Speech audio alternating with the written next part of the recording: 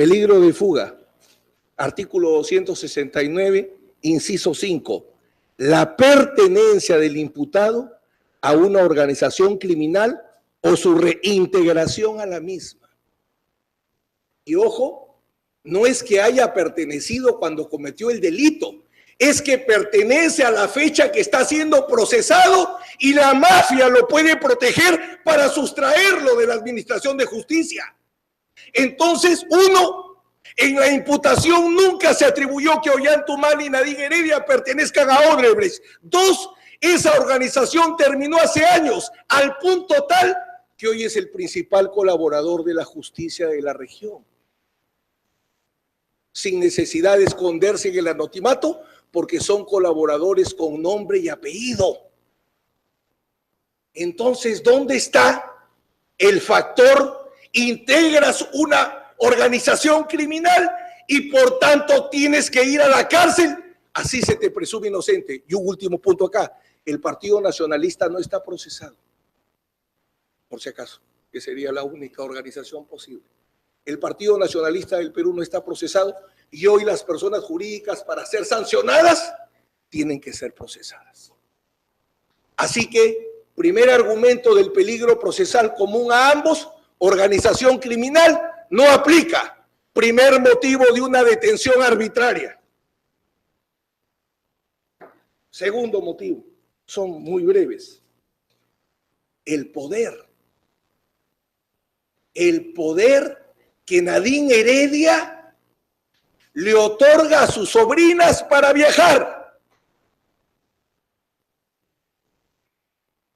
Aquí se está ocultando el único fundamento posible para la mitad de un proceso. En el caso de Ollanta, Nadine Heredia tenía una comparecencia con restricciones que tenía 1 año y 26 días. Y Ollanta una comparecencia que duraba 8 meses y 5 días.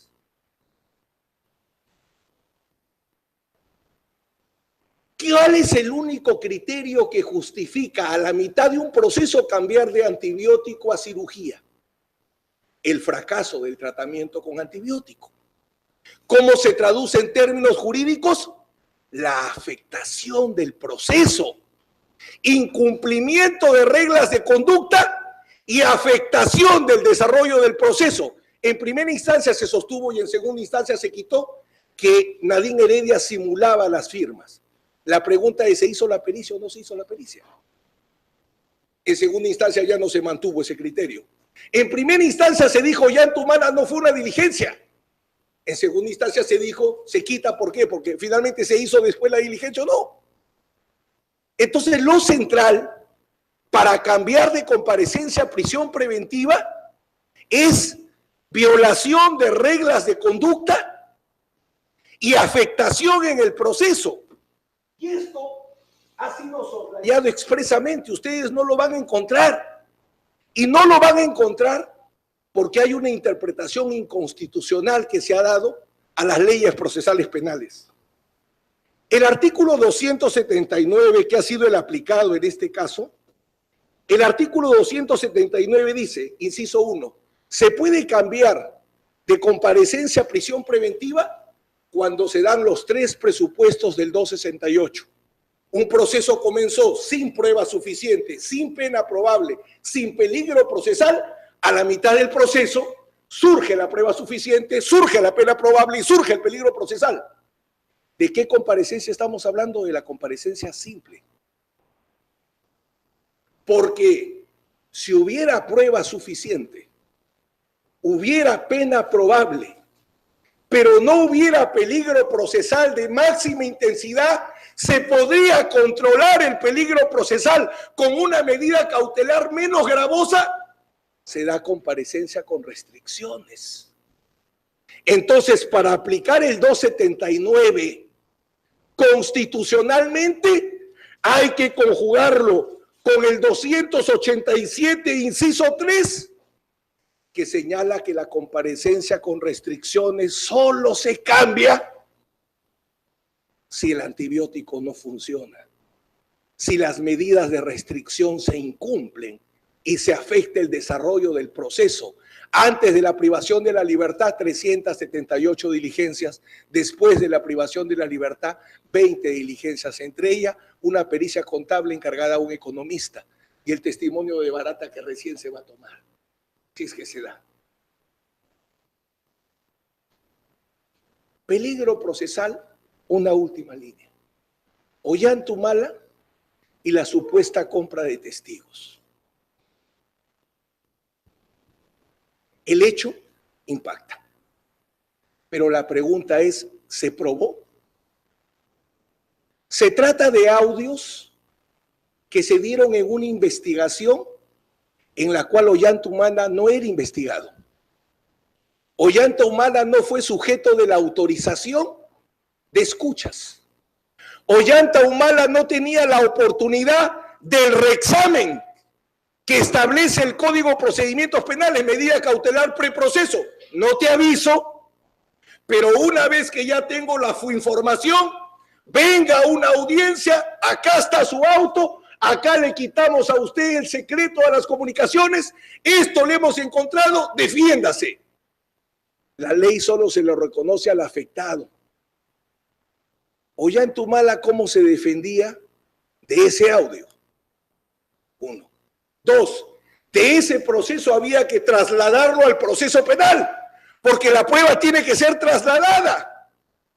¿Cómo se incorpora al proceso penal? Porque para ir al proceso cautelar de prisión preventiva, primero hay que incorporar en el principal. Lo que se incorpora el principal va al cautelar. ¿Cómo se incorpora un audio? La ley lo dice. Una diligencia de escucha con presencia de las partes para que debatan cuál es el contenido del audio. Diligencia que nunca se realizó en el proceso penal porque el fiscal dijo, como estos hechos se refieren a otro caso, váyase el audio. Entonces la pregunta es, si el audio se fue del proceso, ¿cómo sirve de sustento de la prisión preventiva de Ollantumala? Una prueba que no está en el proceso, que no existe. Prisión preventiva no hay, por peligro procesal. Los hechos que sostienen el poder a las sobrinas, la compra de testigos no establecida en el proceso y el criterio de la organización criminal desbaratado porque ni siquiera está imputado, no es aplicable. Y termino con una línea sobre la prueba suficiente, cuya valoración, por cierto, no les pido, pero sí es muy importante que el Tribunal Constitucional tenga en cuenta lo que viene pasando en el Perú. El 99%, por no decir todas las prisiones preventivas que se dan en los casos llamados Lavajato, se sustentan en las declaraciones de los aspirantes a colaboración eficaz. En este caso, Barata. Voy nuevamente al traslado. Y miren qué paradójico. Para meterlos a la cárcel, sí es crimen organizado.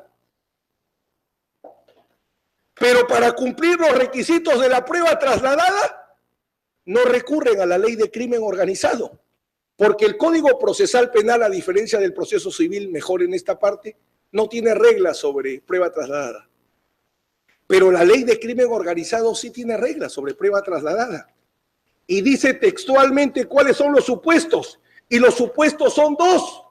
Que sea imposible la reproducción de la prueba en el proceso o que su reproducción genere un alto peligro, lo cual tiene que estar motivado. ¿Existe alguna disposición que haya explicado por qué salió del proceso de colaboración eficaz la declaración de Barata con nombre y apellido, Jorge Enrique Simoes Barata? No es testigo clave PQ 338, o sea, no corre ningún peligro. Para que se haya hecho ese traslado, se ha seguido el procedimiento establecido en la ley de crimen organizado que sí sirve para meterlos a la cárcel. Nada. No se ha hecho ningún traslado motivado. Y segundo y última idea, ¿cómo se traslada un testimonio? ¿Cómo se traslada una fuente de prueba personal? ¿Qué cosa es el aspirante? ¿Un documento o un testigo? El aspirante es una persona o una cosa. Porque si el aspirante es persona, entonces se incorpora como testigo. Y si se tiene que incorporar como testigo, ¿qué hacen metiendo a la gente a la cárcel con el documento y no trayendo a la persona a declarar como testigo al proceso? Señor presidente, señores integrantes de este Supremo Tribunal Constitucional, a lo largo de mi carrera, y gracias a lo que me enseñaron mis maestros, supe comprender rápidamente que había dos termómetros para ver si una sociedad respeta la libertad: el habeas corpus y la prisión preventiva. Si funciona el habeas corpus y no se abusa de la prisión preventiva, una sociedad respeta la libertad. Pero si el habeas corpus no funciona y hay abuso en la prisión preventiva, entonces en esa sociedad, con dolor, tenemos que decir que la libertad no se respeta. Y la libertad se le respeta solo por ser humano, no por llamarse o no Ollantaytamala y Nadine Heredia. Eso no interesa. Por eso es la venda de la justicia, no por tonta, para que le hagan falsas imputaciones, como bien señalaba un señor juez constitucional supremo. Es para ser imparcial, para reconocer el derecho a todos, sin importar si ese es el peor enemigo político que uno pueda tener, como el médico cuando cura. Por esas consideraciones es que le solicito se revoque la resolución materia del grado y se ordene la libertad. Porque ustedes están en condiciones de ordenar la libertad, y permítanme desarrollar esta última línea. El mandato del juez constitucional es restablecer el derecho. Y en materia de libertad, en el caso Luis Bedoya de Vivanco, el egregio Aguirre Roca era el ponente, establecía que como se había violado la legalidad penal y el hecho era típico, no había razón para que la persona siga detenida. Y en el caso de el abogado Alberto Quíper Herrera, la detención domiciliaria se había vencido en exceso, en el plazo, y vencir en exceso se le quiere dar prisión preventiva porque lo mantenían en detención domiciliaria y rumbo a su casa se va a comer a la calle. Entonces el Constitucional dice, si esta detención domiciliaria se ha vencido hace meses, ¿por qué no le vamos a restablecer la libertad? El Tribunal Constitucional solo tiene un caso donde no restablece la libertad directamente. Y me permito señalar un solo ejemplo en la cual han intervenido todos ustedes, menos el maestro Augusto Ferrero Costa, que es una resolución 2434 del 2013. Y en esta resolución, ustedes bien señalan que no pueden dar la libertad porque el juez ordinario tiene que establecer cuál es la medida cautelar que corresponde. Pero si ustedes revocan la prisión preventiva porque la declaran inconstitucional, regresan a la medida cautelar de comparecencia con restricciones. O sea, ya hay una medida cautelar implementada. Ya hay una medida cautelar que viene funcionando. Entonces no hay razón de algo que en el caso, espero con todo mi corazón, que ustedes determinen que hay una detención arbitraria, no hay ninguna razón para prolongar esa detención arbitraria porque el juez ordinario no tiene nada que hacer. Hay una medida cautelar de más de un año y como hemos visto funciona tremendamente. 378 diligencias con comparecencia con restricciones, 20 diligencias con prisión preventiva. Por eso solicito se declare fundado el recurso de agravio constitucional tanto de Ollantaytamala como Nadine Heredia Alarcón. Bien, vamos a escuchar al siguiente abogado y después le damos a la procuradora que representa a la parte demandada el tiempo necesario, teniendo en cuenta el tiempo tomado por ambos abogados. El señor abogado Alberto Otárola tiene el uso de la palabra. Muchas gracias, señor presidente, distinguidos magistrados del Tribunal Constitucional. En efecto, viene en recurso de agravio constitucional, en este caso, la impugnación de la resolución número 9, expedida por la Segunda Sala Penal de Apelaciones Nacional. Y también viene en agravio constitucional esta resolución de la Tercera Sala Penal para Reos Libres, que declara improcedente liminarmente la demanda de autos. Señor presidente, distinguidos magistrados, el día de hoy se cumplen 222 días de prisión preventiva arbitraria del expresidente Ollanta Humala y la señora Nadine Heredia. Esta prisión preventiva, que fue ejecutada el 14 de julio de 2017 y hoy día, 21 de febrero, cumple el día 222, no solamente no resiste, como lo demostraré puntualmente más adelante, un elemental razonamiento de proporcionalidad a través del test de proporcionalidad que este Tribunal Constitucional ha desarrollado desde el año 2002 en adelante, sino que también tiene gruesos errores de inequidad procesal y responde más bien a interpretaciones que, con mucho respeto lo digo, y es momento de que este alto tribunal lo considere así, porque la prisión preventiva, señor presidente, está en este momento en una zona gris del derecho procesal peruano. Ha quedado liberada al buen saber y entender de fiscales y jueces que se han convertido en los sumos pontífices de la libertad de las personas y vienen aplicándola de manera abusiva y no excepcional, adelantándola como condena previa y desdibujando completamente la naturaleza procesal de esta prisión preventiva. Ha quedado claro, señor presidente, voy a dividir mi exposición muy puntualmente en tres aspectos, que el rechazo liminar, el primero es de orden procesal, que se sucedió a través de primera y segunda instancia de este habeas corpus, se dio porque los jueces de grado entendieron que la resolución impugnada no había pasado la calidad de firme de consuno con lo dispuesto por el artículo 4 del Código Procesal Constitucional. Esa atingencia, señor presidente, ya no se puede discutir ahora, porque en el interín de este proceso, la Corte Suprema declaró inadmisible los recursos de casación interpuestos por las defensas técnicas. Técnicamente estamos ante una resolución que ha sido declarada firme.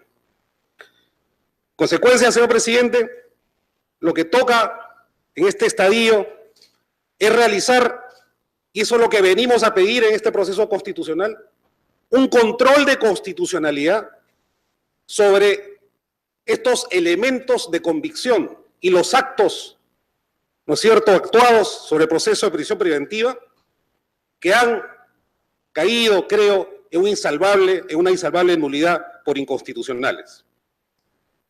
Señor presidente, en el expediente que obra en el poder del Tribunal Constitucional se demuestran ampliamente dos circunstancias que serán seguramente observadas por el TC y que han sido ya citadas por mi distinguido colega al inicio. En primer lugar, es la aplicación inconstitucional de los presupuestos procesales aplicados para la variación de la comparecencia por prisión preventiva. Y la segunda, la más importante que voy a venir a sustentar acá, señor presidente, la errónea aplicación, ya lo dije, del test de proporcionalidad desarrollado ampliamente por sendas ejecutorias del Tribunal Constitucional. Señor presidente, es importante examinar las razones que estuvieron al inicio en el pedido fiscal. En la solicitud de prisión preventiva de la Fiscalía, estos son los elementos de convicción que un documento de 96 páginas el fiscal encontró y propuso al juez. En el peligro de fuga, la obstaculización de la justicia, tanto para Nadine Heredia Alarcón como para el expresidente Ollanta Humala. 16 elementos de convicción. 16 elementos de convicción que, ojo, según las propias normas procesales, tienen que ser fundados y graves. Eso es lo que dice el Código Procesal Penal. Tienen que ser fundados y graves. Bueno, la Fiscalía presentó 16 elementos que los cito brevemente aquí y que obran en el expediente. Estos 16 elementos de convicción se reducen en la resolución del juzgado, ¿no es cierto? El siguiente cuadro, por favor. El primer juzgado de investigación preparatoria lo rebaja a 6. Poder a favor de Rosa Heredia para viajar con menores en el caso de Nadine Heredia. No hay peligro de fuga en el caso de Ollanta Humala. Obstaculización de la justicia. Lo que dice el doctor Carguancho es la negación de la grafía y la propiedad de las agendas, el contrato con FAO y en el caso del presidente Humala, llegar tarde 25 minutos a una audiencia, aunque parezca increíble, eso lo sustenta el juez. Dice que es un peligro de fuga y de obstaculización de la justicia que el presidente ha llegado tarde a una audiencia. Y en fin, lo importante aquí es que podría, el sustento que podría influenciar en coimputados y como testigos en la supuesta compra de testimonios. ¿Y qué dice la sala, señor presidente? La sala reduce a 2 estos elementos de convicción. Ya lo dijo el doctor Nakazaki. El poder a favor de Rosa Heredia y la imputación de que podría influenciar en coimputados el presidente Humala. Entonces la pregunta, señor presidente, es muy sencilla. Independientemente de las connotaciones procesales penales que tiene este caso, nosotros venimos a preguntar acá y solicitamos un examen de este alto tribunal sobre lo siguiente. ¿Es razonable, proporcionado y constitucional que 2 investigados que han seguido las reglas de conducta establecidas vayan a prisión 222 días por un poder otorgado, que además ya ha sido revocado, y esto es muy importante, señor presidente, y por una especulación en el sentido de que uno de ellos podría influenciar en la conducta de los testigos? Esa es la pregunta que venimos a formular. El poder, señor presidente, fue otorgado el 22 de noviembre del 2016. Fue inscrito en registros públicos el 27 de diciembre del 2016. Ese poder en que se basa la resolución que venimos a imputar a través de habeas corpus. Se revoca el 13 de febrero del 2017 y se inscribe en registros públicos el 28 de febrero del 2017. La fecha del pedido fiscal, señor presidente, es 11 de julio del 2017. La fecha de la resolución de juzgado es 14 de julio y la fecha de la resolución de la sala es 25 de octubre. Las 3 actuaciones, señores magistrados, consignaron como grave y fundado elemento de convicción el otorgamiento de un poder que ya había sido revocado varios meses antes. ¿Cuál es el elemento de convicción grave respecto de un poder revocado? Consecuencia, señor presidente, la lógica es perversa. Y aquí lo que cabe frente a la pregunta que nosotros formulamos es la aplicación del test de proporcionalidad. El test, ustedes lo saben, señor presidente, tiene respaldo del principio de proporcionalidad, que es un elemento de la tutela procesal efectiva en el que se exige un control de constitucionalidad para aquellos actos de los detentadores de poder, léase jueces, en los que restringen o constriñen la libertad de las personas. Es todo lo contrario, como lo podemos ver en el expediente, señor presidente, a un análisis costo-beneficio. Eso no es el test de proporcionalidad. Lo que ha llegado a ustedes en este expediente es un análisis costo-beneficio que han hecho los jueces de Poder Judicial. Es en sentido amplio, y la doctrina lo dice, es una estructura de interpretación cuyo objeto consiste en valorar la racionalidad y la constitucionalidad de las medidas restrictivas de derechos fundamentales. El Tribunal Constitucional, en la sentencia 010-2002, dice que es un límite a la limitación de los derechos fundamentales, que dicho sea de paso también está reconocido en la Declaración Universal de Derechos Humanos, en el Pacto Internacional de Derechos Civiles y Políticos y en la Convención Americana sobre Derechos Humanos. Entonces ustedes han dicho, señor presidente, que esta test de proporcionalidad tiene 3 elementos. Una estructura de idoneidad, una estructura de necesidad y una estructura de proporcionalidad a los que se denominan sus principios. Los 2 primeros guardan relación con un análisis de posibilidades fácticas y el segundo entra típicamente al análisis jurídico. Si nosotros aplicamos esta plantilla constitucional que, repito, desde el año 2002, de manera inveterada, el Tribunal Constitucional ha venido aplicando en sendas sentencias jurisdiccionales, nosotros vamos a llegar a la conclusión: no supera el control de constitucionalidad la prisión preventiva de Ollanta Humala y Nadine Heredia. En el caso del presidente Humala, señor presidente, si nosotros analizamos es un principio de idoneidad que es el que analiza si el medio restrictivo y el fin perseguido son constitucionalmente legítimos, veremos cuál es la interrogante que plantea el Tribunal Constitucional a todo juez que va a limitar derechos. Le dice una pregunta: ¿el medio restrictivo y el fin perseguido son constitucionalmente legítimos? En consecuencia, en ninguna parte de la resolución, señor presidente, que impugnamos, la sala determina el fin legítimo, no lo hace. Y ustedes saben muy bien que el test de proporcionalidad, la evolución de estos subprincipios es preclusiva y sucesiva. Es decir, si no supera sucesivamente estos requerimientos, la causa es inconstitucional. Y está plenamente demostrado, en primer lugar, que en el caso del presidente Humala no supera el primer principio de idoneidad, porque la sala no esclarece si la medida, que es la prisión preventiva, es idónea para alcanzar el objetivo. La resolución no determina, señor presidente, cuál es el fin legítimo, eso es lo grave, de jerarquía constitucional que justifica la privación de la libertad. En el test de necesidad, señor presidente, ustedes lo saben bien, en el negado hipotético caso que se pueda pasar a la siguiente etapa de la evaluación, se realiza este test, un análisis comparativo entre medios legítimos igualmente idóneos para la consecución del fin legítimo. Ello para encontrar, ya que es muy claro el Tribunal Constitucional, señor presidente, aquel medio que siendo idóneo sea menos gravoso para la libertad individual de las personas. El Tribunal Constitucional le dice a los jueces que van a limitar la libertad individual, oiga, tienen un abanico de posibilidades, y de esas posibilidades elijan el menos gravoso para la libertad de las personas. Eso es lo que dice el test de proporcionalidad del Tribunal Constitucional. En ningún extremo, sensiblemente, en el punto 9.22 de la resolución que impugnamos, utiliza una palabra que es novísima para el castellano, ¿no? La palabra peligrosismo procesal. Esa es la única justificación sobre la supuesta necesidad que existe para dictar la prisión preventiva. La sala, señor presidente, no analiza otros medios alternativos igualmente satisfactorios a la prisión preventiva. Cuando tenían comparecencia con restricciones, ya se dijo, se cumplieron todos y cada uno de los objetos de la investigación. ¿Cuál es la razón, en consecuencia, para que sigan purgando prisión? La proporcionalidad, finalmente, en el caso del presidente Humala, también es aquella, ustedes lo han definido, que ejemplifica y valora la relación de tensión en que se encuentran derechos o bienes constitucionales contrapuestos.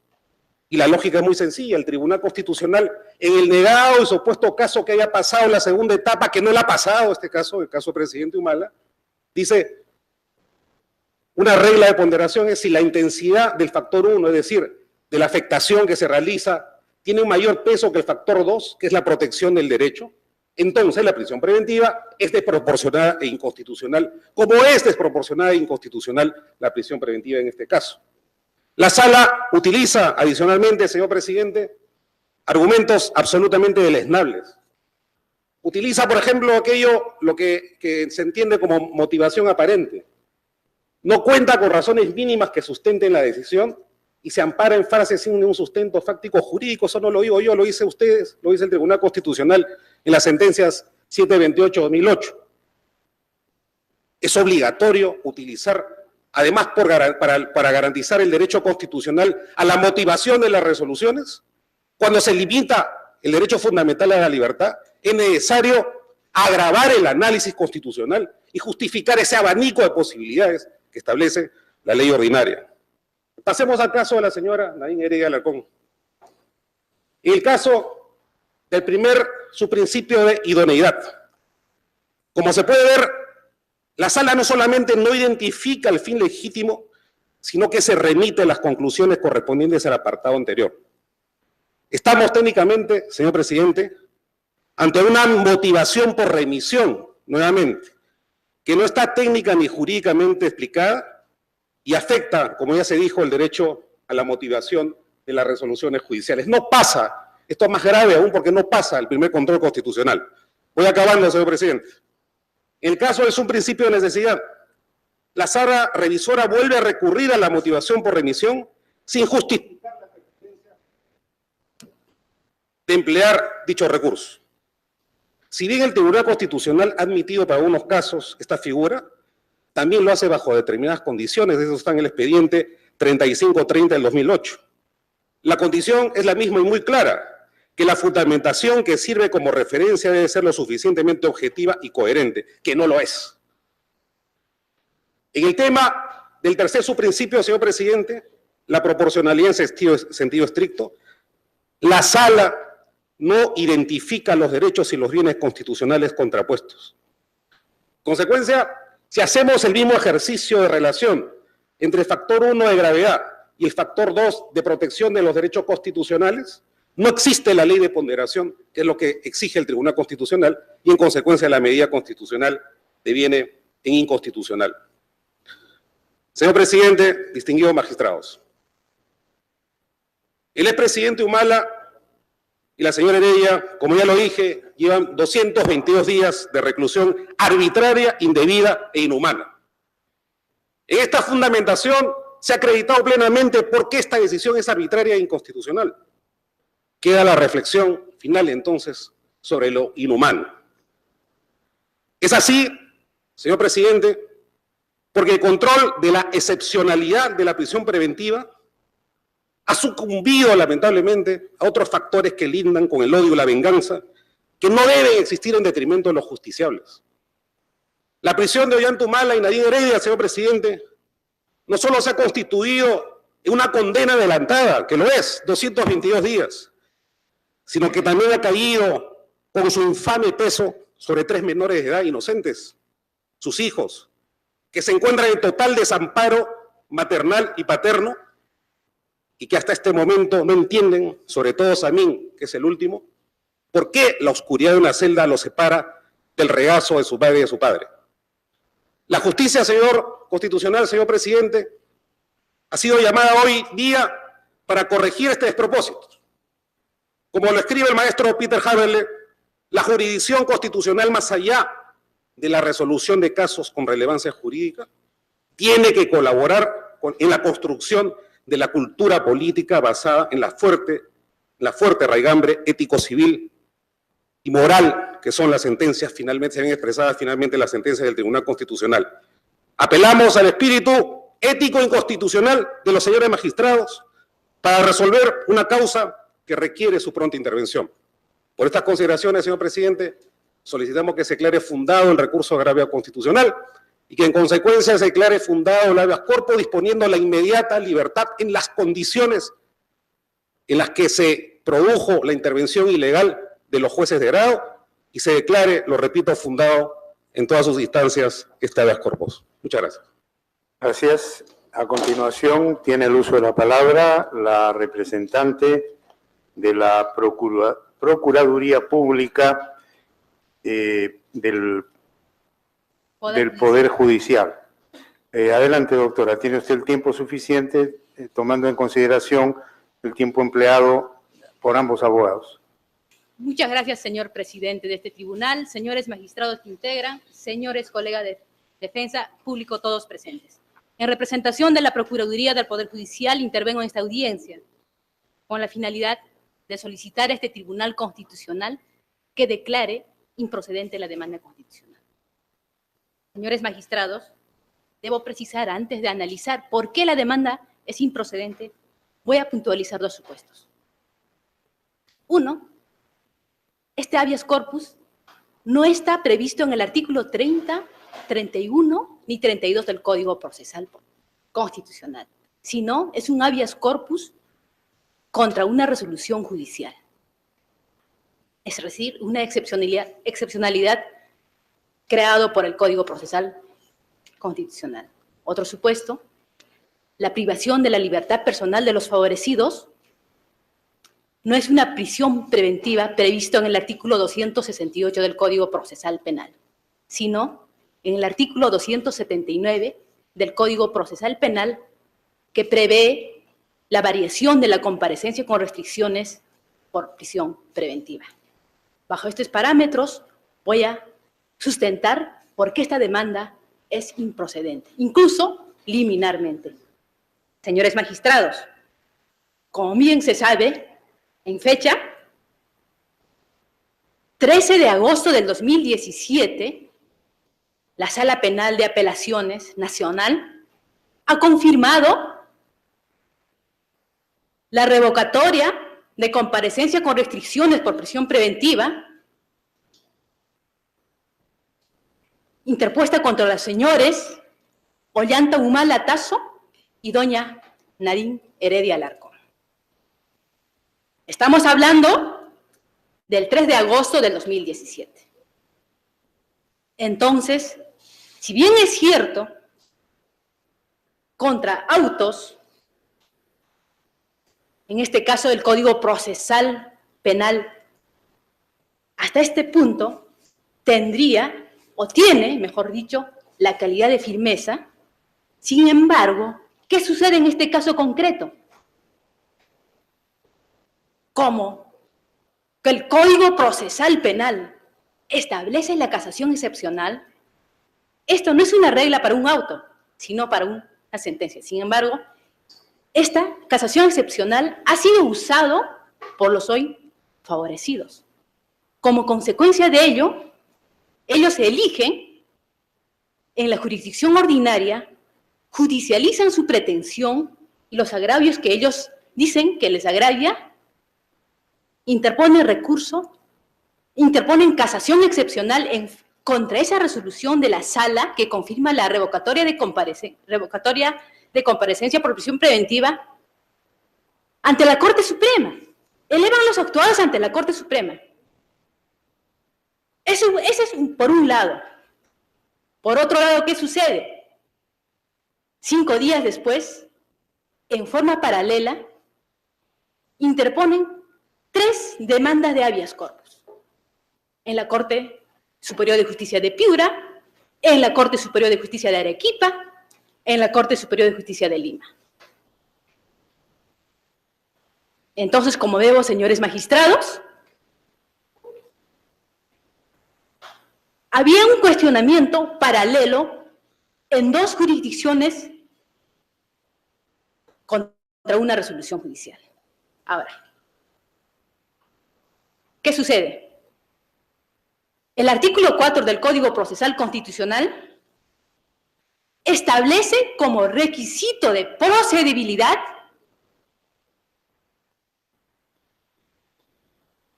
el habeas corpus contra resoluciones judiciales. ¿Qué te dice el artículo 4? Te dice, si usted, si se siente vulnerado mediante una resolución judicial, tiene derecho habilitado para acudir a la jurisdicción constitucional. Sin embargo, usted previamente debe agotar los recursos que la ley penal en materia te habilita. Para que esa resolución judicial sea analizado sobre el fondo del asunto, tenga manifiesta vulneración a la tutela procesal efectiva. Bueno, el Tribunal Constitucional ya lo ha dicho, no solo es la tutela procesal efectiva, sino todos los derechos fundamentales que la Constitución lo reconoce. Entonces, es el límite para efectuar un control constitucional de una resolución judicial. En este caso concreto,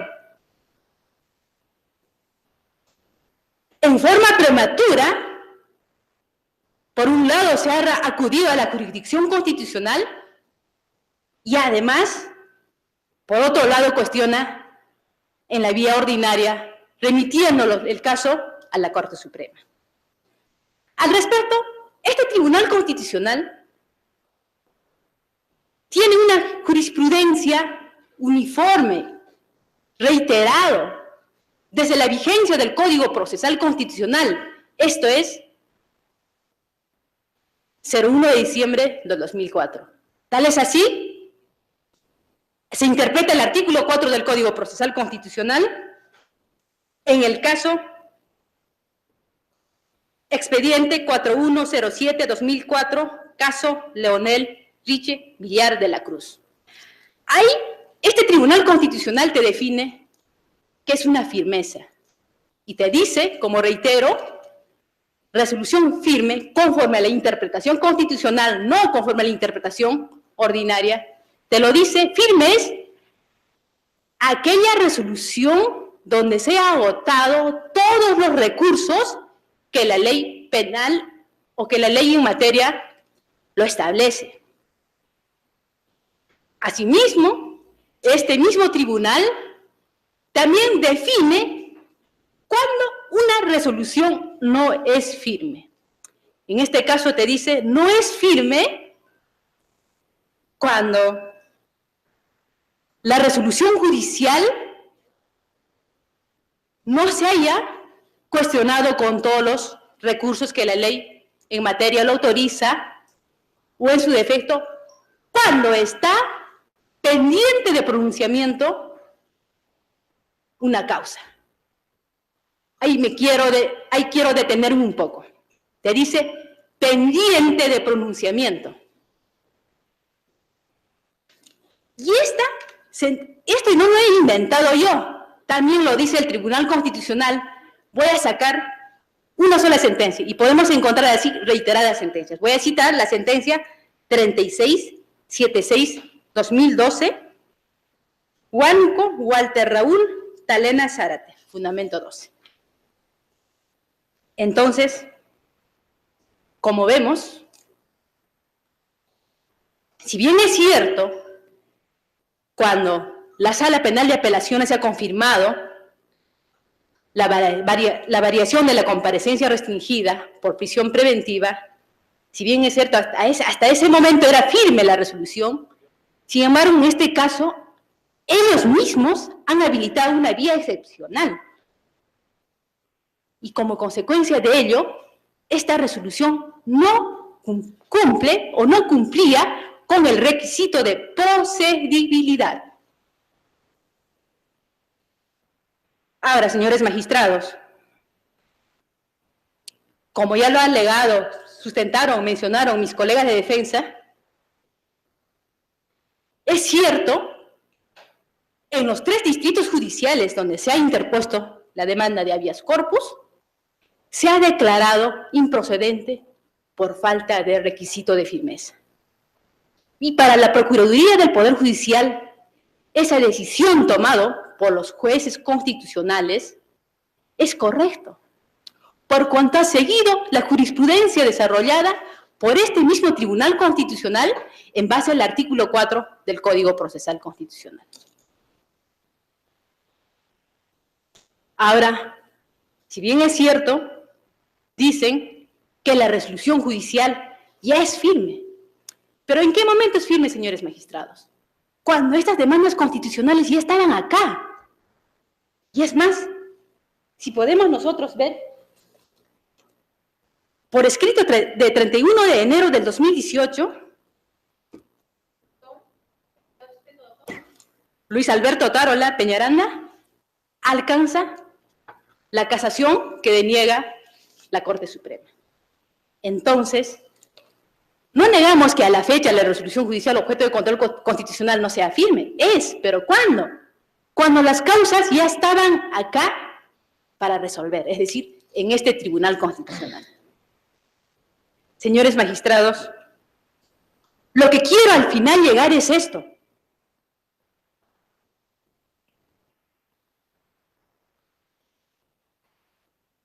Si ustedes amparan la pretensión de los favorecidos, ¿qué va a suceder acá? Lo que va a suceder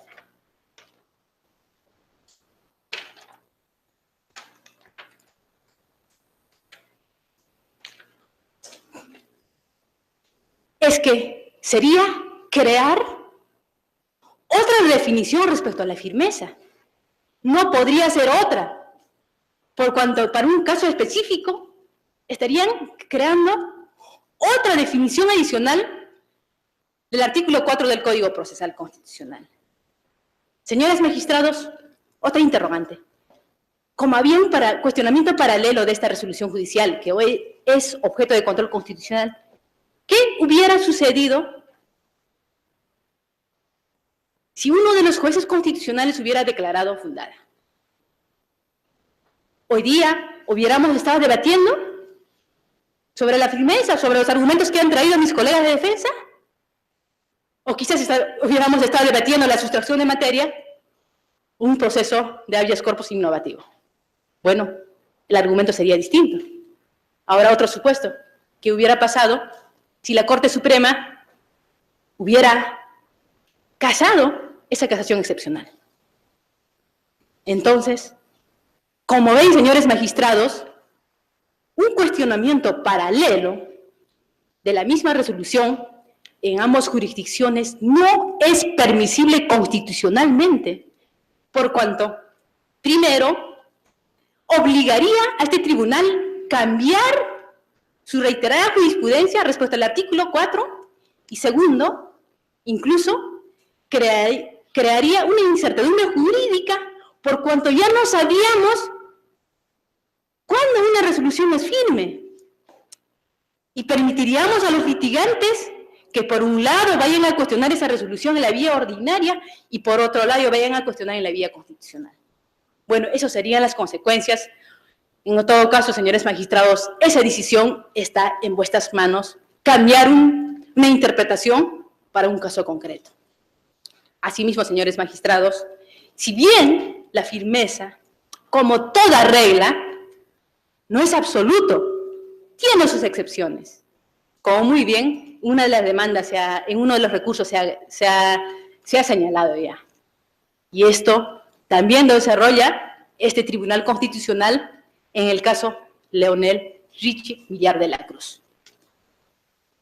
Tomando en cuenta la Convención Americana de los Derechos Humanos y la jurisprudencia de la Corte Interamericana de los Derechos Humanos, tales como el caso Velázquez Rodríguez versus Honduras, caso Godínez versus Honduras, caso Fayerén Garbi y Solís Corrales. Bueno, acá te está diciendo, acá lo que la Corte Interamericana lo que ha dicho es, en algunos casos no es necesario el agotamiento de la vía interna. Bueno, en este caso también sería, en algunos casos, excepcionalmente, no sería necesario la exigencia del requisito de la procedibilidad, que es la firmeza. Sin embargo, señores magistrados, como vuelvo a sostener, la demanda constitucional no se ha puesto porque había demora en resolver la casación excepcional de los señores Humala Tasso y Nadine Heredia, sino el cuestionamiento ha sido paralela. Por lo tanto, no podría ser esta demanda de habeas corpus, no se podría aplicar esa excepción a la firmeza. Como sabemos, no existe un retardo injustificado de la causa en la vía ordinaria. Todo se ha hecho conforme en los pasos correspondientes que la ley procesal penal la fecha, la casación excepcional se ha denegado, pero recién ahora.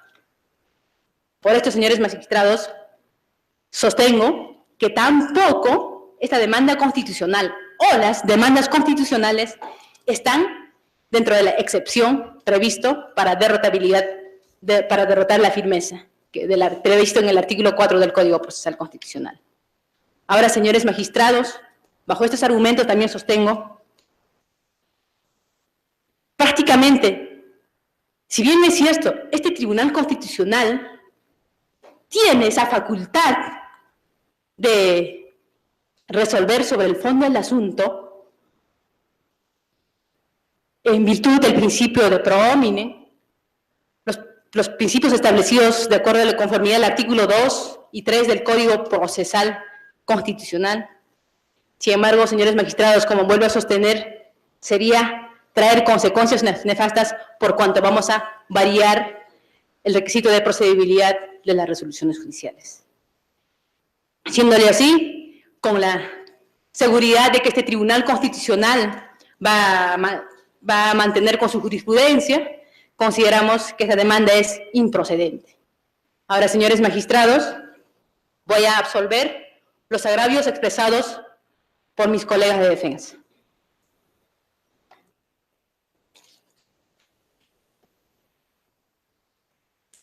Respecto a los agravios que ha expresado el ilustre doctor Nakazaki, sostengo lo siguiente. Él está haciendo defensa de la demanda de habeas corpus incoado en el Distrito Judicial de Piura. señores magistrados, los argumentos que ha traído para el debate a este Tribunal Constitucional en la demanda de habeas corpus incoado en el Instituto Judicial de Piura no han sido ninguno, sino ha ingresado al debate hoy día. Todos los agravios que expresó, en este momento lo ha dicho. Y no así en la demanda de Piura donde se ha planteado originariamente. Entonces, señores magistrados, también hay una regla ya establecida por este Tribunal Constitucional. Si bien, como digo, ok, funciona, ya, vamos a pronunciarnos sobre el fondo del asunto. Perfecto, este tribunal lo ha dicho cuántas veces. Perfecto, pero señores, lo que vamos a resolver sobre el fondo del asunto es los agravios que las partes traen. Pero, señores magistrados, ¿es posible en este momento presentar los agravios? ¿No era correcto cuestionarnos desde el primer momento? Otro dato adicional, señores magistrados, con el mayor respeto que se merece mi colega de defensa, doctor Nakasaki. La primera semana de octubre del 2017, cuando asume la defensa de los señores de la expareja presidencial Humala Heredia. Él, en un medio de comunicación lo dice, que estos habeas corpus eran espurios y por lo tanto él mismo había ido enviando un oficio al presidente del Poder Judicial para que desestimen, por cuanto él iba a buscar la inocencia en la vía ordinaria. Sin embargo, no se entiende por qué hoy día los habeas corpus que él lo consideraba así, ahora lo defiende. Bueno, argumentos de defensa. Sin embargo, señores magistrados, como vuelvo a decir, prácticamente todos los alegatos que lo ha dicho está alegado en esta instancia. Ahora, sin perjuicio de ello, señores magistrados, como vuelvo, lo que voy a citar, lo que voy a absolver es los agravios que acaba de sostener.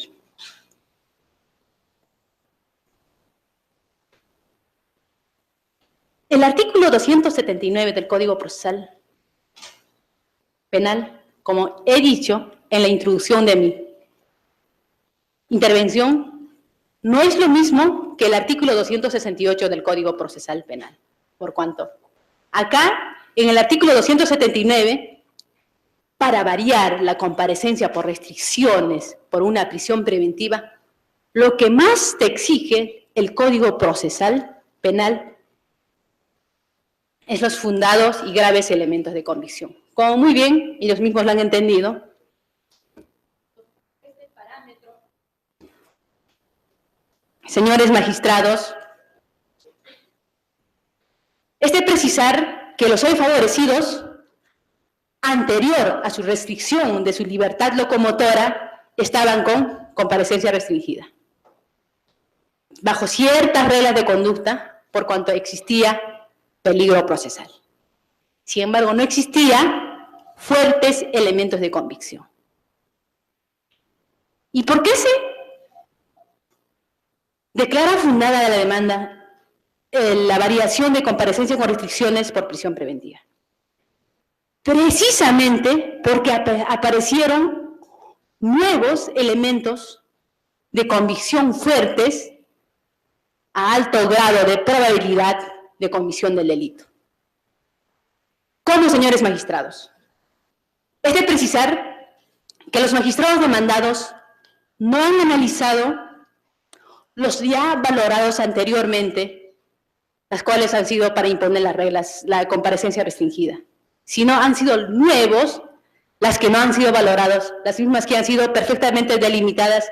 Hoy ese extremo no lo han cuestionado acá. ¿Cuáles?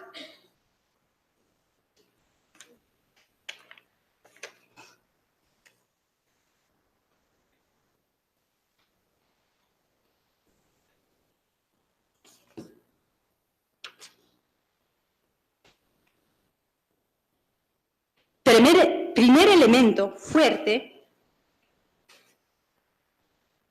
como por la supuesta comisión de lavado de activos,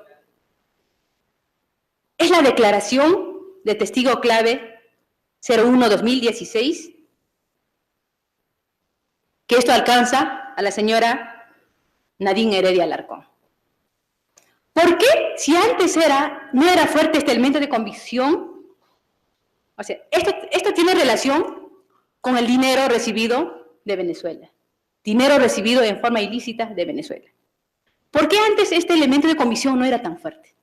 ¿Y por qué cuando se varió la comparecencia por prisión preventiva era fuerte? Precisamente aparecieron la declaración de testigo clave 01-2016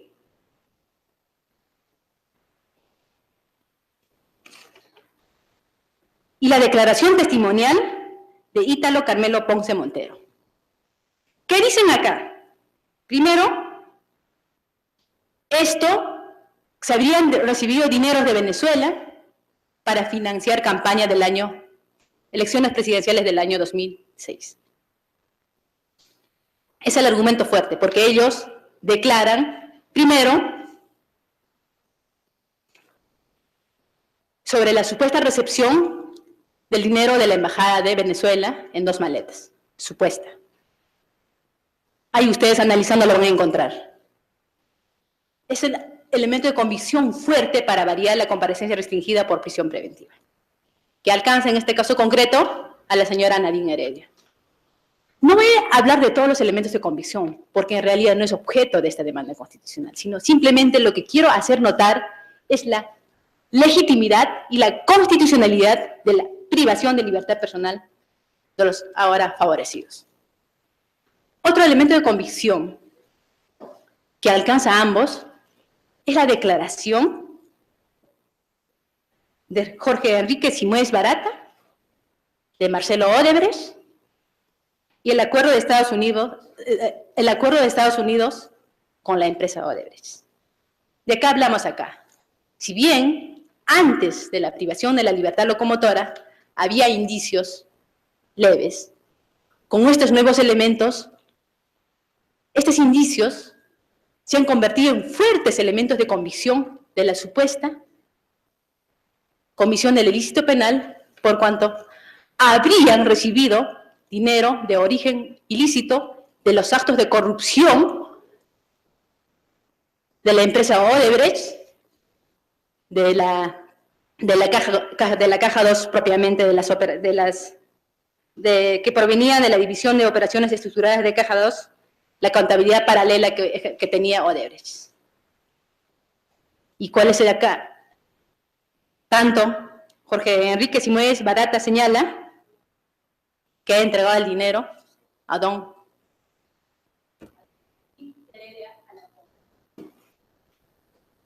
Doctora. Declaración, con eso termino, señor magistrado. Sí, perdón un minutito. Le voy a dar unos 3 minutos más porque ya está usted al borde del tiempo. ¿Ya? ¿Es suficiente? ¿3 minutos? Está bien, señor magistrado. Correcto. Ya. Muy bien. Con esto quiero terminar, señores magistrados. Y la declaración de Simões Barata, donde dice la entrega de 3 millones. Y estos son los fuertes elementos de convicción.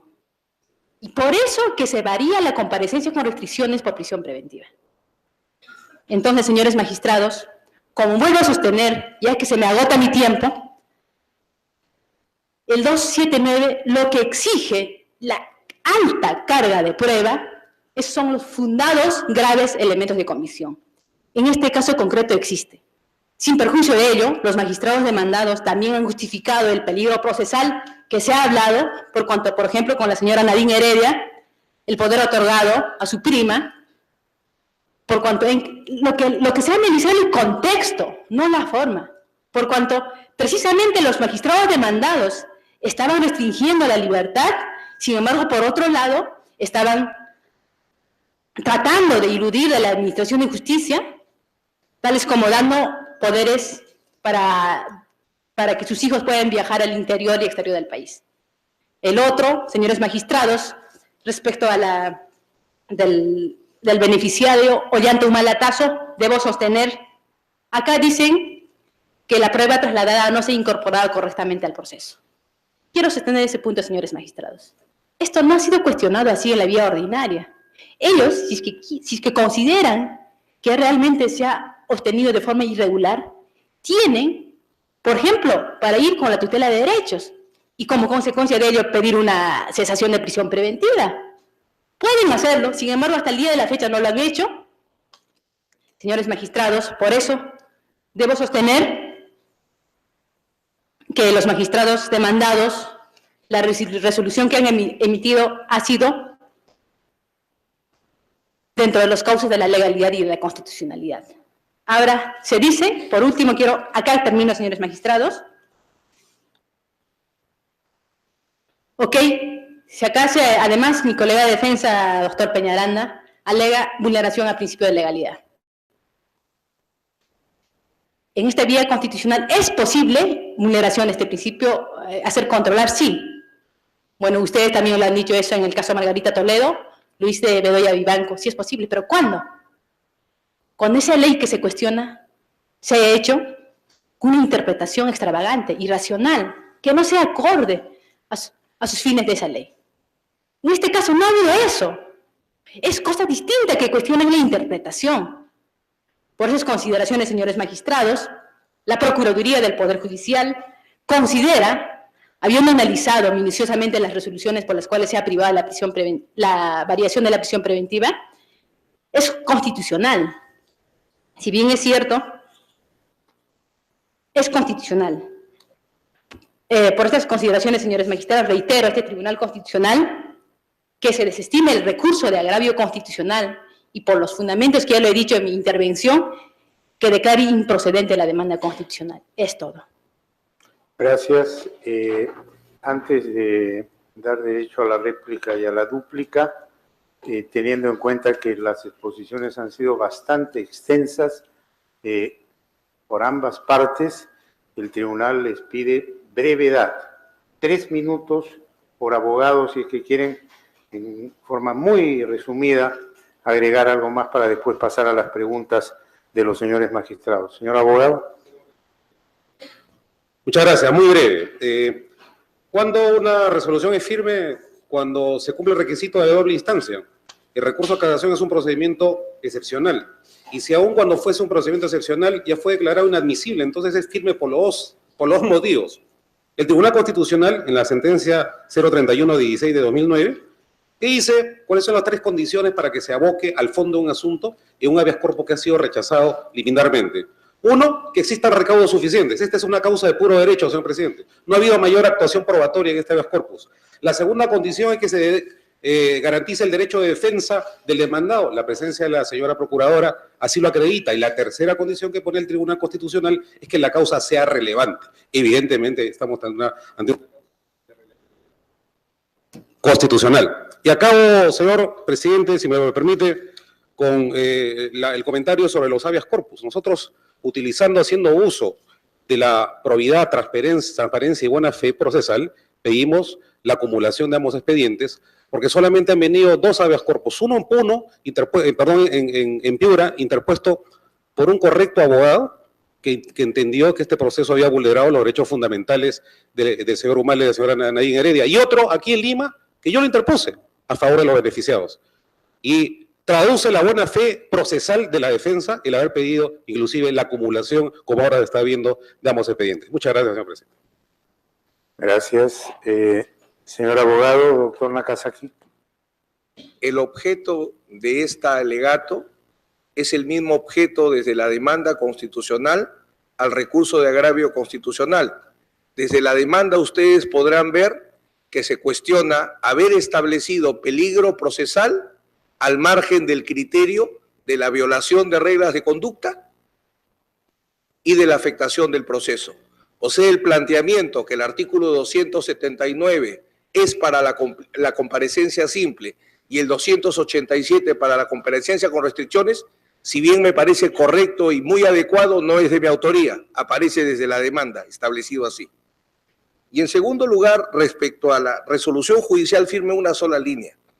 Hay que diferenciar la resolución judicial firme en el amparo y en el habeas corpus, porque en el amparo la regla es que la sentencia se empiece a ejecutar. La privación de la libertad comienza inmediatamente con el dictado de la sentencia. Y la manera definitiva de demostrar que con la apelación termina el proceso es que en el nuevo código la sentencia condenatoria a pena efectiva de primera instancia puede suspenderse. pero una vez que se confirme en segunda instancia, ya la ejecución no puede suspenderse y se vuelve en ejecución definitiva. Por tanto, en el proceso penal es muy importante diferenciar este tema para saber cuándo hay una resolución judicial firme y cuándo no. Gracias. ¿Desea usted duplicar? ¿Cómo no? Muy breve.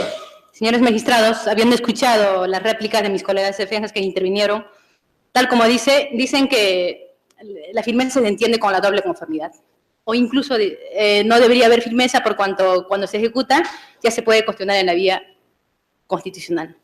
Lo cual, señores magistrados, no es admisible porque, como muy bien escuché en esta audiencia, habeas corpus contra la resolución judicial es una excepción.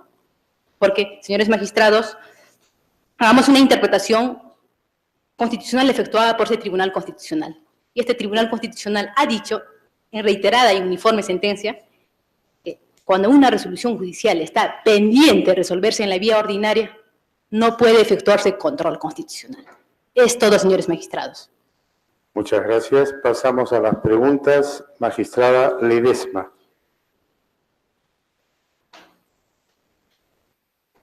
Gracias, presidente. Yo voy a formular dos preguntas a ambas partes, con cargo a que de repente si la argumentación sobre la que yo quisiera que explayen en sus respuestas no la pueden hacer ahora, lo pudieran hacer por escrito para al momento de tomar la decisión.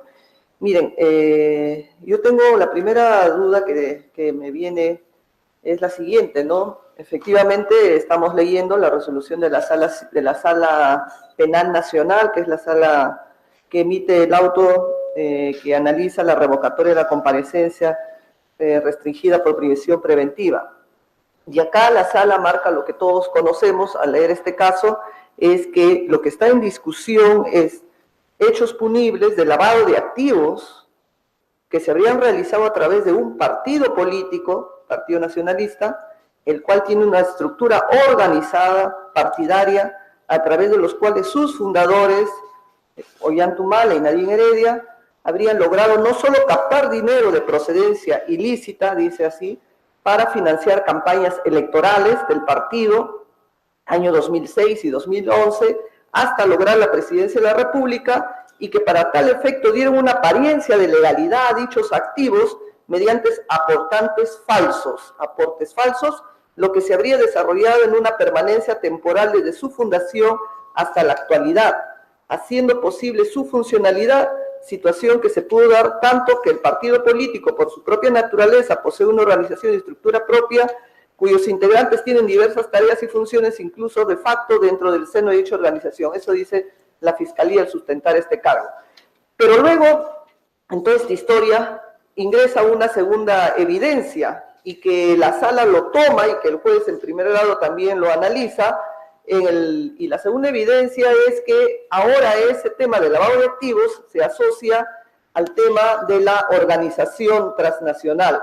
Dicho en otras palabras, y voy a leer textualmente, está en la foja 50 de la resolución de la sala, dice, según los investigados, Ollantumala y Nadine Heredia establecieron vínculos de organización transnacional, cuyo modo de operar, modus operandi era coludirse no solo con funcionarios de partidos políticos de diferentes países, sino también con candidatos políticos de diferentes nacionalidades para obtener y mantener negocios en diferentes partes del mundo, lo que está incluido en la acusación fiscal, y hace toda una serie de narraciones.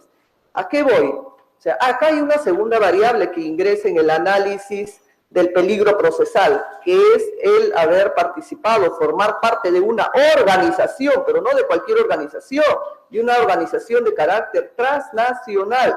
Y eso es lo que para la sala, inclusive ya lo parafraseó el abogado que inició a foja 52, y ese es uno de los temas que incrementa el riesgo procesal, ¿no? El tema de pertenecer a una organización criminal de carácter transnacional.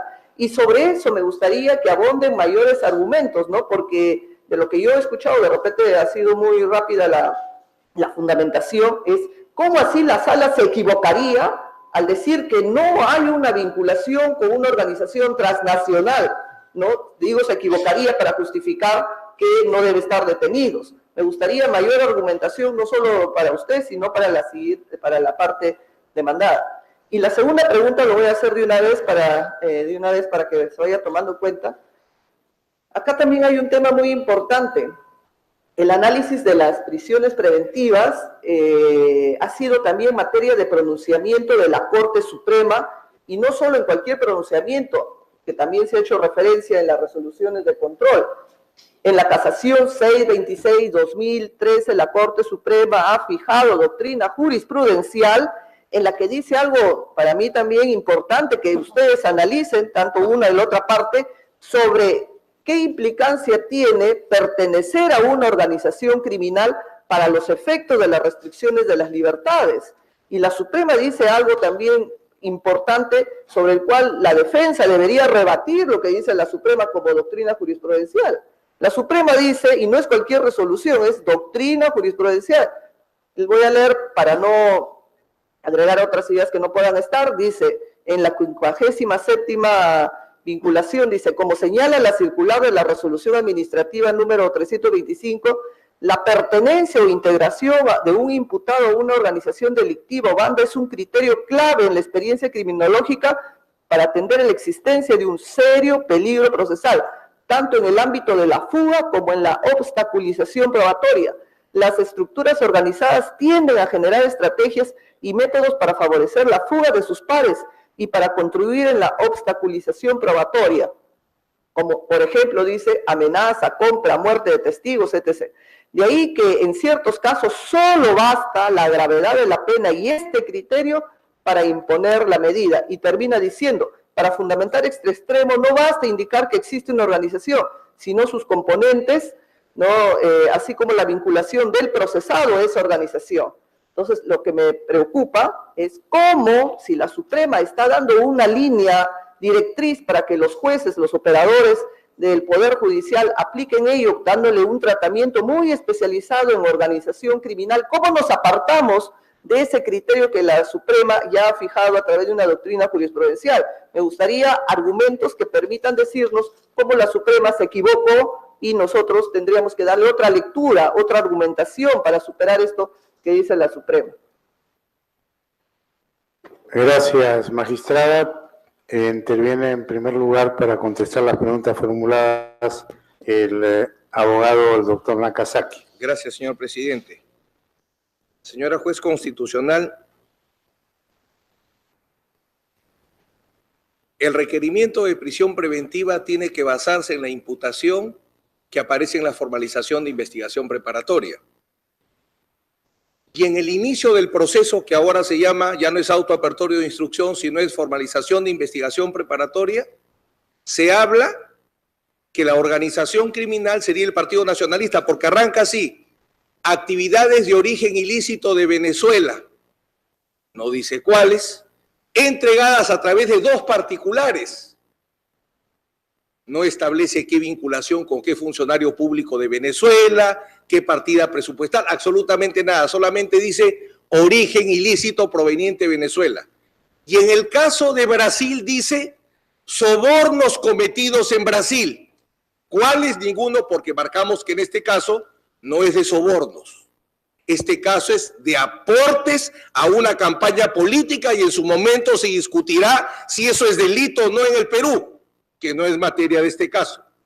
Pero como es tan ambigua, lo cierto es que en la formalización de investigación preparatoria no se dice absolutamente nada de vinculación de Ollanta Humala y Nadine Heredia con Odebrecht. No se toca, porque incluso en la declaración de los brasileros dicen que la donación es del Partido de los Trabajadores, que ese es otro argumento jurídico que discutiremos en su momento. Odebrecht actúa por encargo del Partido de los Trabajadores. ¿Quién hizo el aporte entonces? ¿Quién hizo la donación? ¿El Partido de los Trabajadores o Odebrecht? Como el tema es tan confuso, lo cierto es que la formalización no dice nada.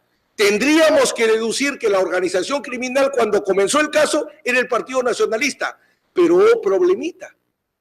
El Partido Nacionalista nunca fue incorporado al proceso penal. Entonces, ¿cómo en el auto de prisión decir la organización criminal es el Partido Nacionalista si no está procesado? Ahí se inventa ni siquiera una pertenencia a Odebrecht, sino dice una vinculación con una organización internacional. que es de imposible recibo, porque en ese auto de prisión se precisa por qué es una organización transnacional criminal, porque tiene un departamento de operaciones estructuradas que a lo largo de la región pagan sobornos. Y en este caso, textualmente se establece que no es de sobornos. Los dos testigos brasileños comentados dicen, jamás hubo pagos de sobornos. Eso es en cuanto al primer punto. Y en cuanto al segundo punto es muy importante, porque la Corte Suprema bien marca.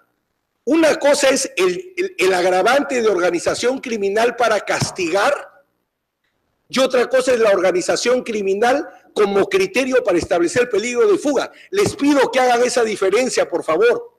Una cosa es la organización criminal, circunstancia agravante de la pena, y otra cosa es la organización criminal como criterio de peligro de fuga. Para el castigo, en el pasado, el delito, pero para establecer el peligro de fuga, al momento que se decide la prisión preventiva y se establece el peligro de fuga, la organización tiene que seguir funcionando precisamente para tener potencia, para amenazar testigos, para permitir la fuga, lo cual evidentemente en este caso no está, porque es de público conocimiento que hace años Odebrecht, considerado de Brasil, ya no es una organización criminal, con lo que espero haber respondido las preguntas. El abogado Tarola, y después, si desea contestar la procuradora. Muchas gracias, señor presidente. Yo soy abogado constitucionalista, tengo unas investigaciones publicadas y sigo la línea en respuesta a la distinguida magistrada Ledesma del Tribunal Constitucional. ¿Y qué dice el Tribunal Constitucional sobre la prisión preventiva? Dice que la prisión preventiva debe leerse desde la Constitución. Sentencia 1091-2002. ¿Y qué dice además el Tribunal Constitucional sobre la prisión preventiva? En reiterada jurisprudencia. 1, que es una medida excepcional. 2, que está sometida al principio favor libertatis. Cuidado. 3, que está inserta en el criterio de subsidiariedad. El juez debe apreciar, dice el Tribunal Constitucional, sobre la prisión preventiva, antes de dictarla, que, en primer lugar, idéntico propósito se pueda conseguir con otras medidas cautelares, lo que no ha sucedido, se ha demostrado. En segundo lugar, que la limitación de la libertad locomotora debe ser la última ratio. Concluyo, por favor. Y en tercer lugar, que se debe analizar la existencia de otras medidas alternativas igualmente eficaces para el proceso, pero menos gravosas para los derechos fundamentales. Esa es la visión de la prisión preventiva desde la Constitución. Muchas gracias. La representante de la Procuraduría del Poder Judicial desea intervenir. Sí, señor magistrado, es muy breve. Señor magistrado, mi colega de defensa, en especial el doctor Nakazaki, señala que el dinero recibido de Brasil, los 3 millones, no serían de la caja 2 de la División de Operaciones Estructuradas de Odebrecht. Eso sostiene. Sin embargo, como sabemos, el proceso penal que se le sigue a los favorecidos está en etapa de investigación. ¿Es o no es? Se va a determinarse al momento y durante el proceso. En este estadio procesal, si es o no es, no se puede hacer. Además de ello, si existe alta probabilidad de que ese dinero sea de la caja 2 de Odebrecht, como consecuencia de ello, los magistrados hoy demandados han razonado que el modus operandi de los hoy favorecidos no solo forman parte de una organización criminal transnacional. Es todo, señores magistrados. Gracias. A continuación, pregunta el magistrado Sardón. A los abogados de la parte demandante, quisiera preguntarles lo siguiente. Ustedes han presentado como que estos dos elementos de convicción, el poder a favor de la madre de la ciudadana Nadine Heredia, por un lado, y por otro lado, la posible compra de testigos, el caso del expresidente Ollanta Humala, y también la pertenencia a una organización criminal. Esos tres elementos, diríamos, sustituyen, ¿no?, a todos los elementos que presentó el juez de primera instancia, el juez Carguancho. Sin embargo, en la resolución de la sala, ¿no?, de segunda instancia, se insiste mucho, a mi criterio, con que no reemplazan a los otros, sino que se le añaden a los otros, ¿no? En la página 52 de esa resolución, precisamente que citaba mi colega Marianela Ledesma, se dice muy claramente, ¿no? Se dice el peligro procesal analizado integralmente, dice.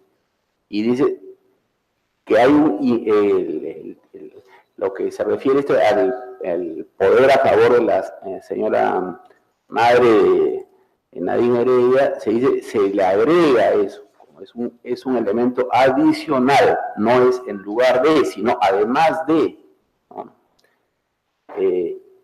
Igual pasa con los otros dos elementos, o sea, son agregados a los que ya ha tenido el juez de primera instancia.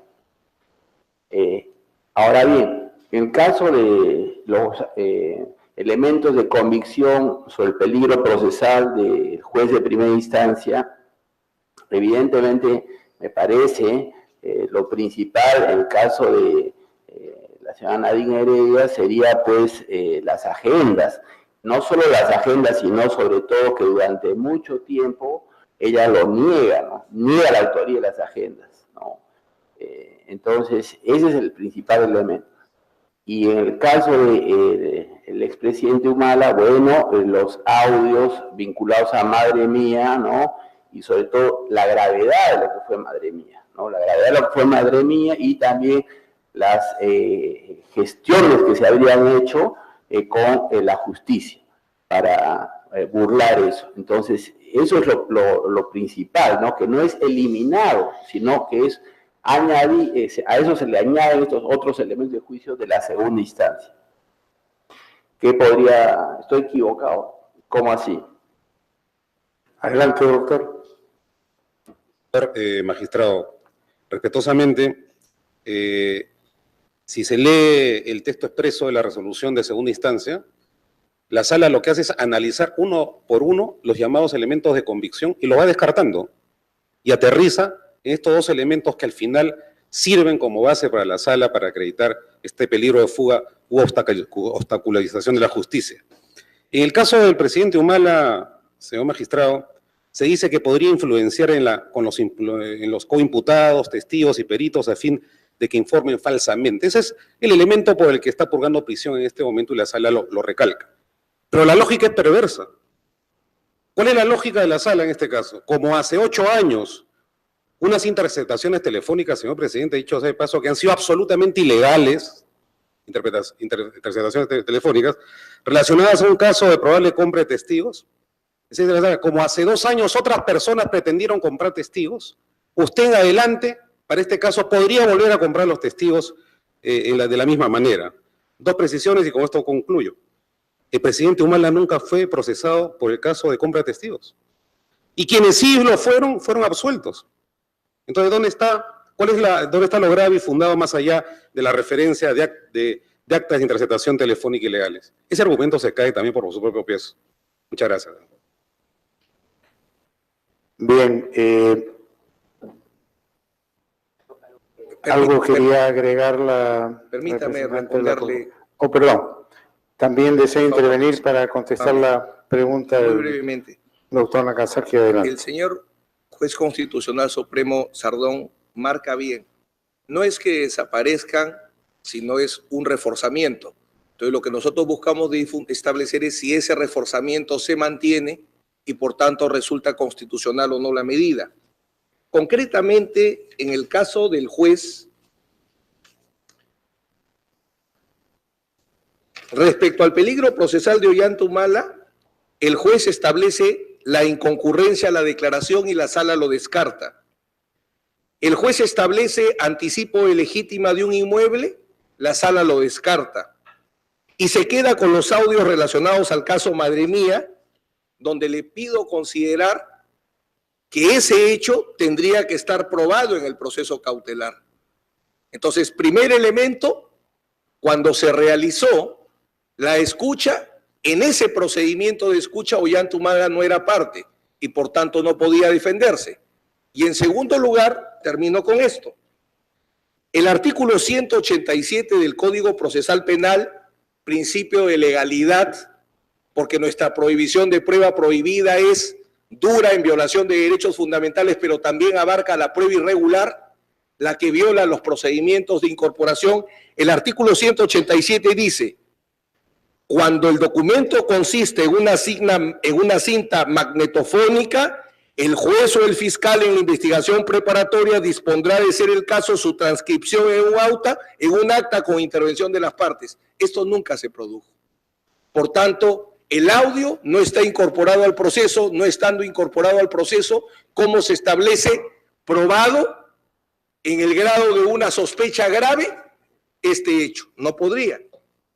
Y el último punto que bien plantea el señor juez supremo es respecto a la negación de las agendas. Si se revisa con precisión, como ustedes seguramente lo van a hacer, sin duda, el cuestionamiento que se hace, que se mantiene por parte del juez, es al disfrazamiento de las firmas, no a la negación. Es el disfrazamiento de las firmas.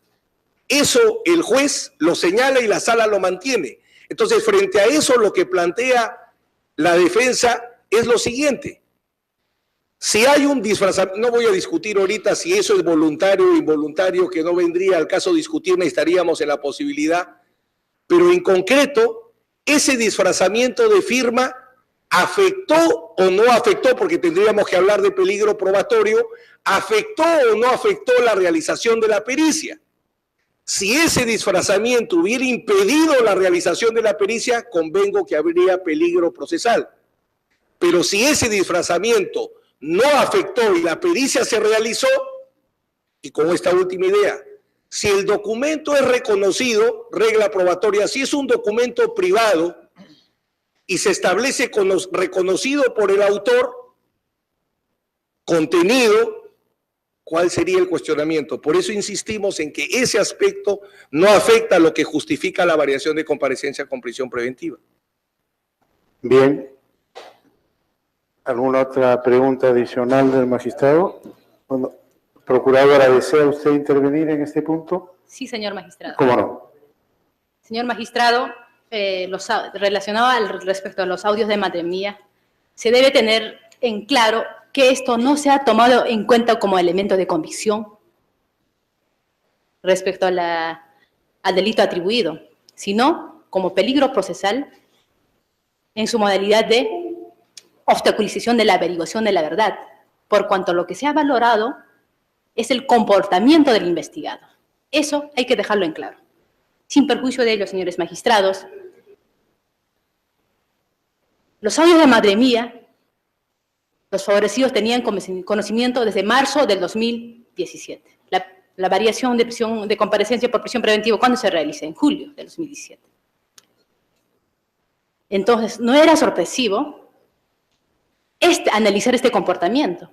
Ellos tenían conocimiento. Y es más, de forma regular, se ha ingresado a la carpeta fiscal y como consecuencia de ello se ha traído al proceso penal. Es todo, señores magistrados.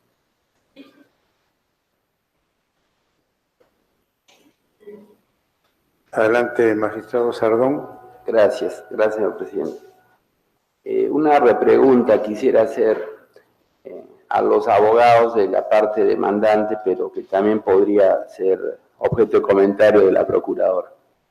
En primer lugar, el primer abogado hizo referencia al carácter ilegal de los audios, ¿no? Efectivamente, son ilegales. Sin embargo, también eran ilegales los Vladivideos. Y los Vladivideos han sido una piedra, casi diría, fundacional de la política peruana durante 20 años. ¿Cómo salimos de ese asunto? ¿Cómo aplicamos doble rasero? ¿En qué quedamos? ¿Valen o no valen las pruebas ilegales? Un punto. Al doctor Nakazaki, por otro lado, nos dice que no está aprobado, insiste, ¿no? Que aún, pero este asunto de la prisión preventiva es un incidente de ejecución, no es propiamente el juicio mismo, ¿no? Es un incidente. Entonces yo no sé si los estándares de prueba o de actuación de pruebas, en fin, o la misma, si hay o no hay etapa de prueba en un incidente, ¿cuánto hay que exigir ahí al juez para que tenga que actuar pruebas, ¿no? O si basta que pondere, ¿no? De acuerdo a otros criterios lo que está en el expediente. Y finalmente, sobre el tema de las agendas, es cierto que finalmente se aceptó su autoría, pero después de que corrió mucha agua bajo el puente. Entonces, quisiera los comentarios sobre esos 3 puntos. El tema de la prueba ilegal, sobre la probanza y finalmente la demora, digamos, en aceptar la autoría de las agendas. Muchas gracias. Doctor Nakazaki.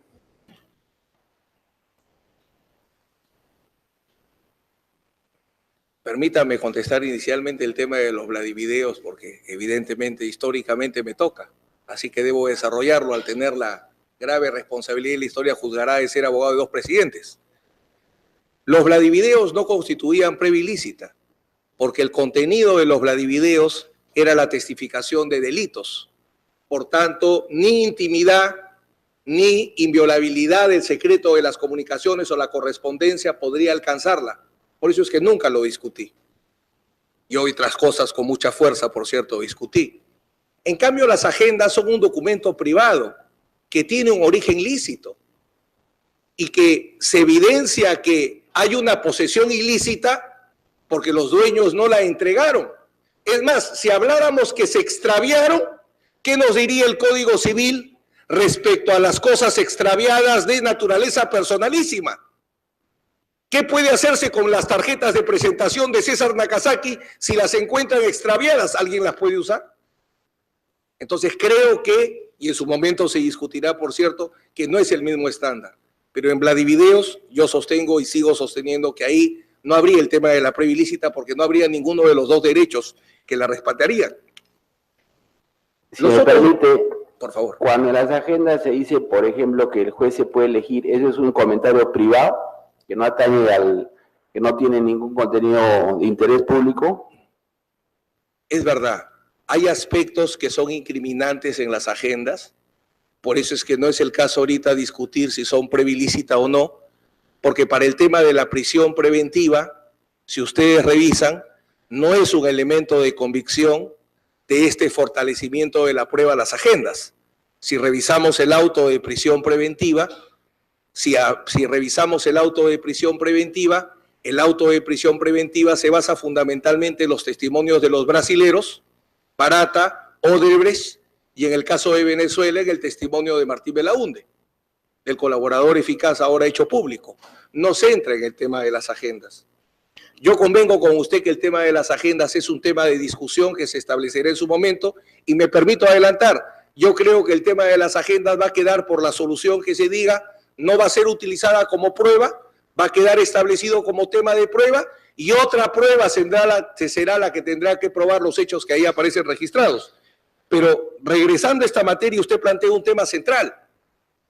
Sí, en un proceso cautelar de prisión preventiva se tiene que probar.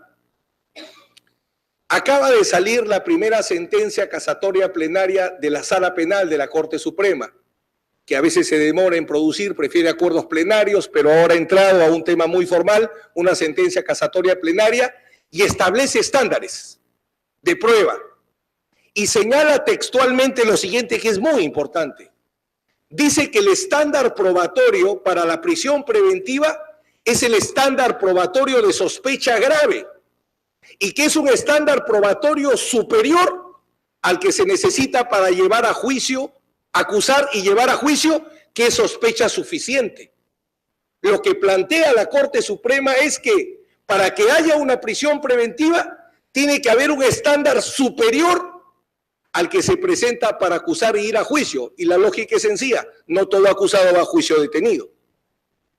Entonces, sí hay un estándar probatorio y lo dice expresamente la ley cuando habla de graves elementos de convicción. La ley solo utiliza elementos de convicción para dos cosas. Al formular acusación, dice elementos de convicción.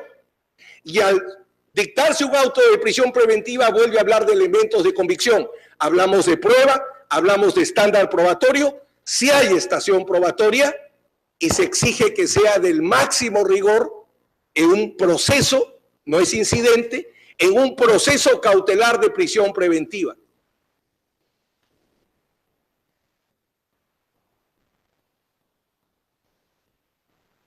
Y el último tema que planteó el señor juez constitucional supremo es el tema de la mentira y el tiempo, lo cual nos lleva a un tema central. Jurídicamente, ¿qué significa? Porque mediáticamente y políticamente tiene mucho significado en lo que yo llamo la justipolítica. Pero jurídicamente, ¿qué es mentir? Un indicio de mala justificación. Hay jueces que arrancan e inducen error a los acusados y le dicen, usted tiene derecho a mentir. Yo siempre peleo, no existe el derecho a mentir, porque hay los deberes, probidad, lealtad, veracidad, lo que hay derechos de no incriminación. Pero voy al tema. ¿Qué significa mentir? Indicio de mala justificación. ¿Y qué cosa es el indicio de mala justificación? Un indicio contingente, que no sirve para condenar y por ergo no sirve para sustentar una prisión preventiva, como expresamente lo establece nuestra doctrina y nuestra Corte Suprema. El indicio de mala justificación es un indicio, un eslabón que requeriría una cadena. Y esa cadena no existe para probar ese peligro procesal que se le explicaría a la mitad del proceso por qué cambiar de comparecencia a prisión preventiva. Señor presidente, si me permite, el diccionario dice mentir es decir o manifestar lo contrario de lo que se sabe, cree o piensa, primera acepción. Inducir error, segunda acepción. Fingir o aparentar, tercera excepción. Falsificar algo, cuarta. Y finalmente, faltar a lo prometido, quebrar un pacto. Eso dice el diccionario. ¿Hay otro diccionario para abogados? ¿Se refiere usted, perdón, a qué diccionario? Quizás al diccionario de la Academia Española, la Real Academia Española está en internet. Entonces le respondo con mucho gusto. Una cosa es el significado común para utilizarlo en el grueso de los ciudadanos y otra cosa son los términos técnicos, que perfectamente los conoce. Entonces los términos técnicos, permítame ir a la teoría de la prueba, que me es muy cara, y permítame ir dentro de la teoría de la prueba a los indicios. Mi pregunta, yo no estoy pretendiendo sostener si no tiene una connotación moral. Si usted me preguntara a mí, yo lo hubiera reconocido desde el primer día, pero no es un tema de connotación moral. El tema es la mentira, todo lo que usted ha establecido que dice el diccionario de la Real Academia. Jurídicamente, ¿qué es? Un indicio de mala justificación. Y un indicio de mala justificación, ¿qué cosa es? ¿Un indicio necesario o un indicio contingente? La doctrina señala y la jurisprudencia que es un indicio contingente. Y los indicios contingentes no sirven para sostener prisiones preventivas ni sentencias condenatorias. No estoy pretendiendo rehuir a las connotaciones morales que podría tener una conducta. El doctor Otárola. Presidente, muchísimas gracias. Es muy importante aclarar el tema de las interceptaciones telefónicas. Existe un sistema de escucha legal que tiene que contar con autorización fiscal y judicial, y así fue para el caso Artemio. En el caso Artemio existía una orden judicial, una autorización para intervenir los teléfonos de Artemio y de todos quienes estaban alrededor de él. ¿Y qué se produjo en este caso? Utilizando de manera indebida y saltándose la autorización judicial, se empezó a chuponear, que esa es la palabra, a toda la dirección política nacional del Partido Nacionalista, y esos audios se guardaron y se sacaron años después. Y eso es lo que está afrontando en este momento el señor presidente, el presidente Humala. Consecuencia, la interceptación legal derivada de un hecho ilícito, yo creo que no puede compararse con los famosos Vladivideos, que fue una interceptación delictiva, privada, y que ciertamente, como dice mi colega, obviamente ayudaron a la democracia a desnudar los graves errores de corrupción en ese momento. Magistrado Sardón, ¿alguna otra pregunta? No, muchas gracias. Bien, antes de cerrar este debate, no ha pedido el uso de la palabra la procuradora. Antes de cerrar este debate, quería formular un pedido a ambas partes en el sentido de que nos alcancen un resumen de los argumentos que ambas partes esgrimen en abono de sus posiciones. Pero que estos argumentos se centren en lo siguiente. Hay un tema procesal, que es la firmeza o no de la resolución que da lugar a la iniciación del habeas corpus. Para algunos esa firmeza no existe y para otros sí hay una firmeza definitiva sobrevenida.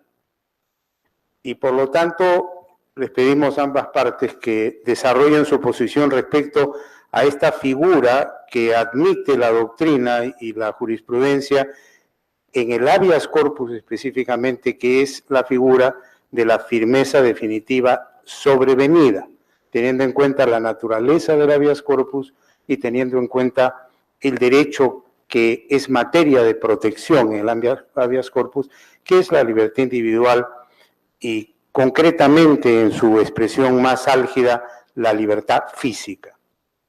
Ese es un punto. El segundo punto es, sabemos que constitucionalmente existe no solamente el derecho a la presunción de inocencia, sino el deber de presumir inocencia, y esa presunción de inocencia debe ser derrotada. En el sentido de la parte demandada, ¿bajo qué argumento se considera que se ha derrotado la presunción de inocencia? Y para la parte demandante, ¿por qué considera que no se habría derrotado la presunción de inocencia? Otro tema es el relacionado con el hecho de que la prisión preventiva es una última ratio e implica una motivación cualificada basada en indicios delictivos fundados y en un análisis probatorio efectuado por el juzgador tomando en cuenta los elementos probatorios alcanzados por el Ministerio Público y por el imputado. Teniendo en cuenta todos esos elementos, ¿por qué en un caso, según la tesis de los demandantes, no se habría cumplido con que la medida correspondiera a una última ratio, no tuviera motivación cualificada, no existieran indicios razonables, etcétera? Y según la tesis de la parte demandada, que ha sostenido precisamente lo contrario, ¿por qué sí sería la última ratio? ¿Por qué sí habría motivación cualificada? ¿Por qué sí existirían indicios delictivos fundados? Estos argumentos que en resumen les estamos pidiendo es para permitir al tribunal un análisis más integrado, teniendo en cuenta los argumentos esgrimidos por ustedes, pero además consolidados de tal forma que en el debate que vamos a sostener los señores magistrados tengamos un insumo más preciso de todo lo que aquí se ha dicho. No habiendo más preguntas, vista la causa, queda el voto. Señor presidente, no hay más causas sobre las cuales dar cuenta. No habiendo más causas, se levanta la audiencia.